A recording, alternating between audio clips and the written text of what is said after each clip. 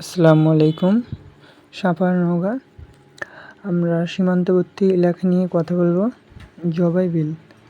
জবাই বিলে যে এতই ঐতিহ্য সুন্দর করে ধরে রেখেছে, প্রশংসা করার মতো কোনো কথা নেই।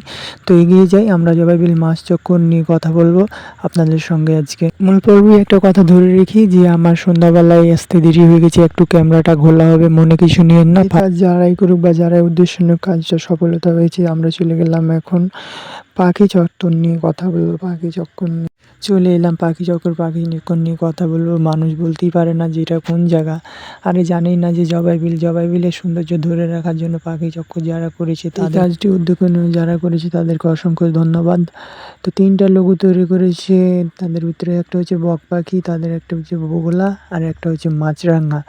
তো কি বলবো, বলার মতো ভাষা নেই, বলার মতো আপনাকে আবেগ নিয়ে কথা বলতেছি। বলতে বলতে তো ভিডিওর মোড় পর্বে চলে যাচ্ছি, দেখার মতো সৌন্দর্য। তারপরে একটু আগায় গেলে রাস্তার পাশে আর একটা লোগো তৈরি হচ্ছে। তারপরে আর একটু সৌন্দর্য বাড়ত, বলতে কি যে এখন বর্ষাকাল না, ধানের মৌসুম। বৃষ্টি থাকলে হয়তো সৌন্দর্য বেশি বাড়তো। ডান দিকে বাম দিকে তাকালে আপনি সবুজ রঙের ধান দেখতে পাবেন। ধানের রঙে যে এতই সৌন্দর্য ধরে রেখেছে এই মাছ চক্কর নিয়ে আর পাখি চত্বর নিয়ে কথা বলতে বলতে 2 পর্ব দেখে লাল সবুজে দেখতে পাচ্ছেন আকাশের রং কীরকম হয়ে গেছে। যারাই করুক এই কাজটি, চলে এলাম মাছ পর্বতে আবারও। তো যারা এই কাজটি করুক তাদের জন্য আন্তরিক ভালোবাসা শুভকামনা রয়েছে, আর তাদের জন্য দোয়া করি, ভালোবাসা রয়েছে।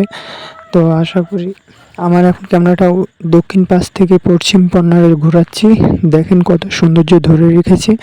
আর আসুন ঘুরে যান আমাদের সাপাহার থানা জবাই বিল, আপনাদেরকে ভালো লাগবে, ভালোবাসার টানে ফিরে আসবেন আবারও।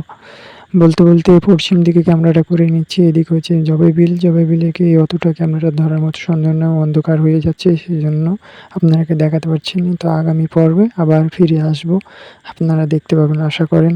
ভালোবাসা জীবনে আমি প্রথম ভিডিওটা ফার্স্ট টাইম করতে লেগেছি, আপনাদের দোয়া ভালোবাসায়। আপনারা আমাকে যদি ভালোবাসেন তাহলে আপনাদের দোয়ায় ভালোবাসায় এগিয়ে যাব। তো প্রথম হচ্ছে আমার চ্যানেলটিকে সাবস্ক্রাইব করে দিবেন, পাশে নতুন নতুন ভিডিও দেব আপনাদেরকে মাঝে।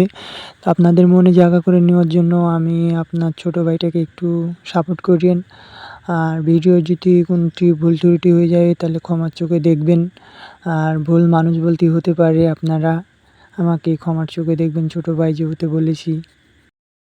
লাস্ট পর্বে ফিরে এলাম। আসসালামু আলাইকুম। আপনারা ভালো থাকবেন, সুস্থ থাকবেন।